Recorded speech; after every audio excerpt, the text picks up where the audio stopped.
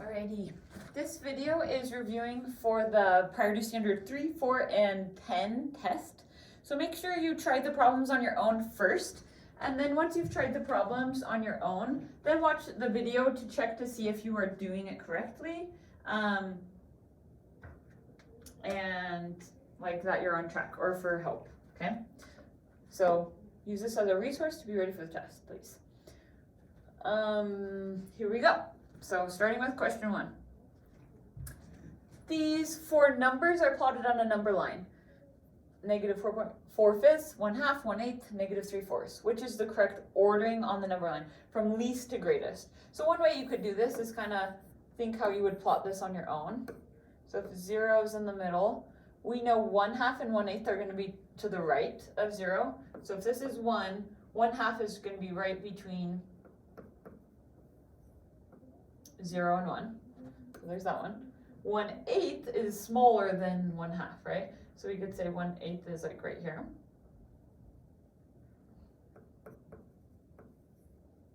Okay. So now the negative numbers are definitely going to be smaller. So if I go to the left one space, there's -1. Negative 3/4, let me think of negative 4 fifths. So I'm going to split this into 5. 1, 2, 3, 4, 5. So negative 4 fifths would be right here. It's really close to -1, but not quite there. And then negative 3/4, if I split this into 4, this is kind of tricky to do. I didn't do this too well. But it would be about right here, negative 3/4, right? It's not closer to -1, so this one's a little bit bigger. You could also think, if you're not sure about negative 4 fifths and negative 3/4, you could try to get the same denominator. So you can multiply this by 4 and this by 4, and then multiply this by 5 over 5. So this one would be the same as negative 16 over 20, and this one is the same as negative 15 over 20. So this one's a little bit less negative. So this negative 3/4 is slightly bigger. So the smallest one is going to be negative 4 fifths. So negative 4 fifths, it's either this one or this one. Then our next number is negative 3/4. Okay, good, both of those. And then we have positive 1/8, and then positive 1/2. So D is the correct ordering from least to greatest. So sometimes those fractions can be really close, but just remember, the more negative they are, the farther away they are from 0, the smaller they are. Given that x is 4, so on question 2, x is -4, select all the true statements. So let's go through each one. Point A is at the absolute value of 6.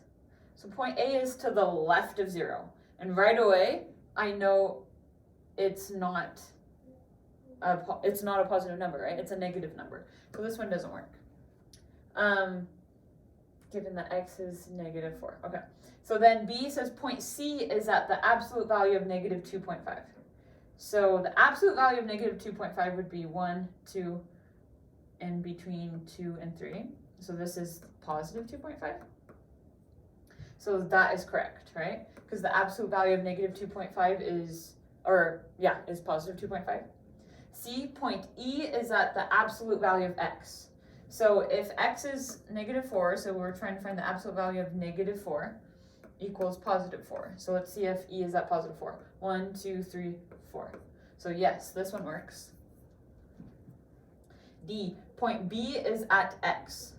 So B is at, x is -4. So let's see if x is at -4. So we have -1, -2, -3, -4, and B is at -4. So that one works. E, point D is at the absolute value of 3. So absolute value of 3 is 3. So let's see. 1, 2, 3. Yep, D is there. Easy peasy. F, point F is at -6. So right away, I know F is not at -6 because it's at positive 6. It's at the right as 0. Okay, number 3. A kid's small t-shirt is designed to fit children who weigh 43 to 55 pounds. Write an inequality using less than, greater than, and stuff to describe W. So W is going to be our variable. The weight of a child who has outgrown the small t-shirt. Okay, so we're going to say the weight of the child needs to be greater than 43. So I'm going to say greater than 43. I'm not going to say it's designed to fit children who weigh 43 to 55 pounds. So that means they can also weigh 43 pounds. So I'm going to say the weight needs to be greater than or equal to 43. And then the weight needs to be less than or equal to 55 pounds. Okay? B, write an inequality using these signs to describe why the weight of a child who is not ready for the small t-shirt yet. Okay? So if they're not ready for the small t-shirt yet, then I really would just use these same ones. Okay? So don't worry about the wording there. So those are two very similar questions. They're going to try to make you have one just be greater than, and one be less than, and one be greater than or equal to, and one less than or equal to. Let's just focus on knowing this, okay? Number 4, which temperature is warmer, -8 degrees Fahrenheit or -13 degrees Fahrenheit? So write an inequality that shows all the possible temperatures that are warmer than -8 degrees Fahrenheit. Let T equal a possible temperature. So first, which one's warmer? I would say -8 degrees is warmer. It's less negative. It's closer to 0. So if it's less negative, it's warmer. This one's farther away from 0. It's much colder. It's 5 degrees colder, right? So I'm going to say -8 degrees Fahrenheit. An inequality that shows all the possible temperatures that are warmer than -8 degrees Fahrenheit. I would say, okay, the T is warmer would be greater than. T is greater than -8. Anything greater than -8 is going to be warmer than -8. On this number line, graph all the temperatures that are warmer than -8. So -8 wouldn't be warmer than -8. So this is going to be a open dot situation. Closed dot is if it's less than or equal to. We use a closed dot. Okay, so this case we're going to go to -8. So it's between -5 and -10. I'm going to do open dot. And it's warmer, so warmer is going to be to the right. Bigger numbers are to the right. So you can draw your line all the way over here or just draw it that long, it doesn't matter. That just means anything to the right of -8 is warmer. Okay, plot, label, and connect the following points to form a polygon. R equals 4, 4, and so on. So let's plot and create a polygon. So 4, 4, I go over 4, remember x, comma, y, this is our x, this is our y. So over 4, up 4, this is R. S is 4, 1, so I go over 4, up 1, I label it S. T is 1, 1, so I go over 1, up 1. U is 1, -2, so I go over 1, down 2. Is U. V is -3, -2, so I go over 3, down 2. Both of them are negative. W is -3, 2, so I go over 3, negative, up 2. X is -4, 2, so I go over 4, negative, up 2. Y is -4, +4, so I go -4 on the X, +4 on the Y. And then the last one is 4, 4. So I go back over 4, up 4. So just showing that we're going to connect. So Z and R are the same point. So I'm going to connect these dots now to create a polygon. A polygon is a closed shape, a many-sided shape. Okay. What is the distance between S and T? So I'm going to go to S and T. S and T. It is, the distance is 1, 2, 3 squares. So I'm going to say 3 units. What is the perimeter of the polygon? Remember, the perimeter is like the fence, so we just count all the sides. So I'm going to start here. So from here to here is 3, 1, 2, 3. And then 1, 2, 3 here as well. 1, 2, 3 units from T to U. 1, 2, 3, 4 units from U to V. 1, 2, 3, 4 units from V to W. W to X is 1. X to Y is 2. 1, 2, 3, 4, 5, 6, 7, 8 from Y to R. or y to z. And we can add up all those if we would like to do it that way. So let's start here. So we have 3. I'm going to put a note here. This is where I started. From 3 plus 3 is 6, plus 3 is 9, 9 plus 4 is 13, 13 plus 4 is 17, 18, 19, 20, and then we have 8 more, so 28. So our perimeter should be 28 units. And you can double check your work on that by really just counting each of them. So 1, 2, 3, 4, 5, 6, 7, 8, 9, 10, 11, 12, 13, 14, 15,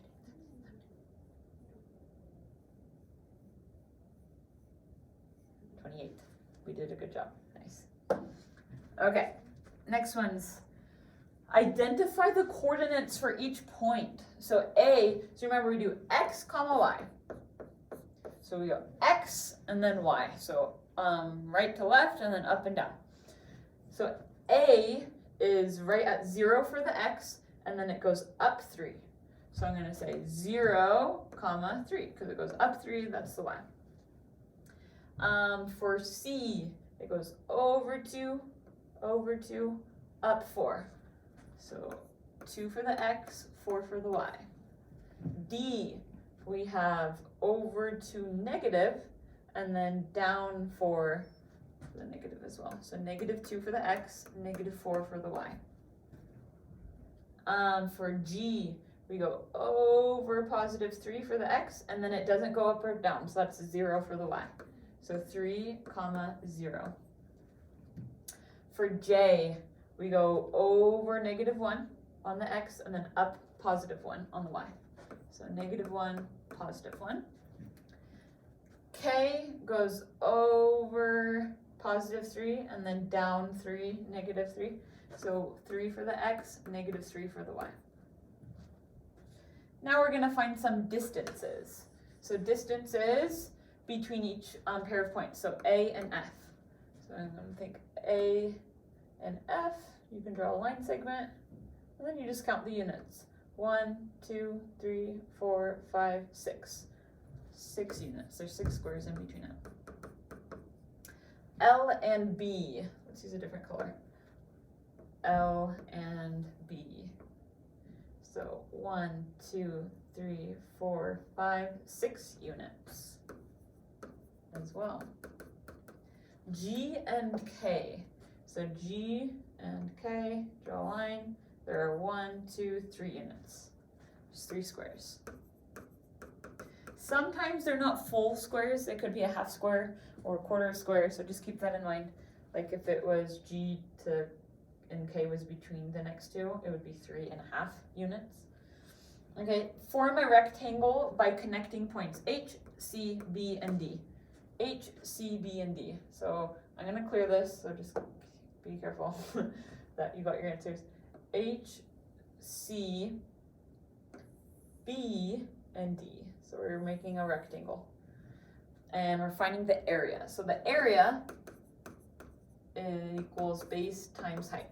So let's find the base. Our base is 1, 2, 3, 4 units. And our height is 1, 2, 3, 4, 5, 6, 7, 8 units. So to find the area, we just do 4 times 8, or 8 times 4, which is 32 units squared. 32 units squared. You could also count all the squares inside, and you would find that it's 32 units squared as well. The perimeter is like the fence. So we're just saying what are the length of the lines all around it. So we have 4 and we have 8, and then we should have another 4 on this side, and then another 8 on this side. So we just add those up. We're just doing 8 plus 8 plus 4 plus 4. And that will be our perimeter. So 8 plus 8 is 16, 4 plus 4 is 8. So we're adding 8 plus 6 is 14, 1 plus 1 is 2, so 24. So 24 units. It's not units squared for perimeter, just units. So just the length of the fence around the shape. Okay, now you can move on to the Jeopardy review. Another review is to help you be ready for the test.